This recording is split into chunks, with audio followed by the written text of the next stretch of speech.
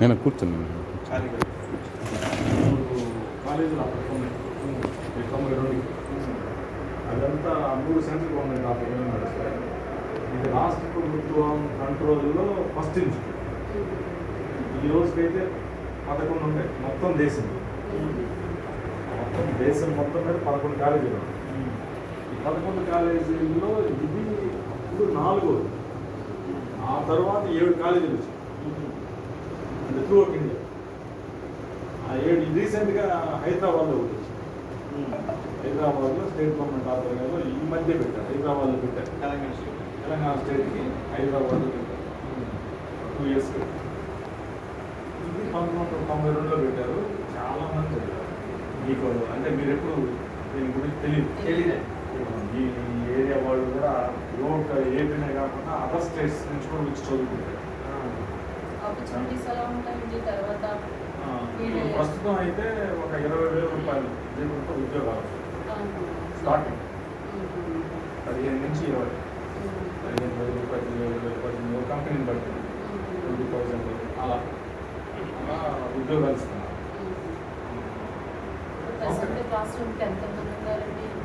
ఇప్పుడు ప్రస్తుతం తక్కువగా ఉన్నారు. మామూలుగా అయితే 60 మంది, 60 మంది ఫస్ట్ ఇయర్, 60 మంది సెకండ్ ఇయర్, 60 మంది థర్డ్ ఇయర్. ఇక్కడ dyeing, printing, designing, testing, weaving, spinning, marketing అన్నిటి గురించి చెప్తారు. ఈ 3 సంవత్సరాలు కాలేజ్ పట్టుకోవడం ఉంటాయి. దీని తర్వాత బీటెక్ సెకండ్ ఇయర్లో నేర్పించాలచ్చు. పాలిటెక్నిక్ కూడా ఎలాగైతే ఈ బీటెక్ హ్యాండ్లూమ్ టెక్స్టైల్ టెక్నాలజీ ఉంది, టెక్స్టైల్ టెక్నాలజీ ఉంది, డిజైనింగ్ ఉంది, లేదా ఫ్యాషన్ టెక్నాలజీ ఉంది. ఏ బీటెక్ అయినా చేరవచ్చు. ఏ బీటెక్ అయినా వాళ్ళు చేసి చదువుకొని దాని తర్వాత ఎంటెక్, పిహెచ్డి ఇవన్నీ చేయొచ్చు. హైయర్ ఎడ్యుకేషన్ ఈ డిపార్ట్మెంట్లోనే చాలా ఎక్కువగా ఉన్నాయి. 2,500 స్టైపెండ్ ఇస్తారు ప్రతి విద్యార్థి. చేనేతకు సంబంధించిన వాళ్ళు అయితే వాళ్ళకి వేరే ప్రత్యేకంగా అంటే ఆల్రెడీ ఇప్పుడు చేనేత చేస్తూ ఉంటుంది. వాళ్ళకి ఇంకా మక్కువ చేస్తూ ఉన్న వాళ్ళకి తగ్గారు. వాళ్ళ పిల్లలకి ప్రత్యేకంగా కొన్ని పథకాలు ఎన్హెచ్బిటి స్కీమ్ ఉంది.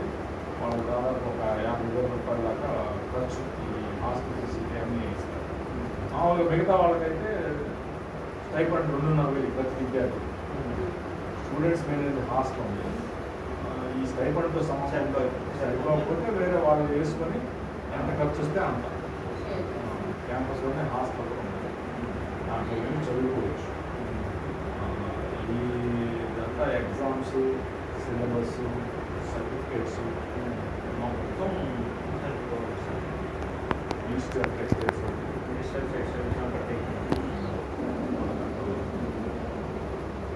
వ్యవసాయండి. మీరేం చేస్తున్నారు ప్రస్తుతం? నేను అడ్వకేట్. మా ఫాదర్ లేబర్ అండి. మా ఇంటికి చెక్ అండి 10 సార్లు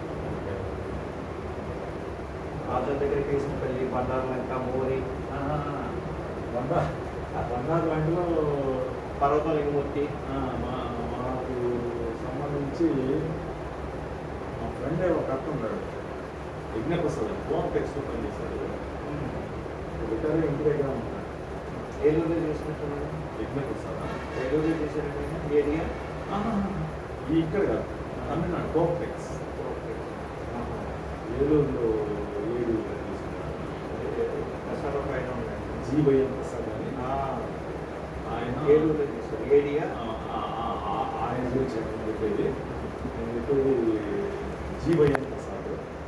ఆయన కోప్టెక్స్లో జిఎంలో పనిచేసి రిటైర్ అయ్యి మండలానికి నేను కూడా వచ్చాను.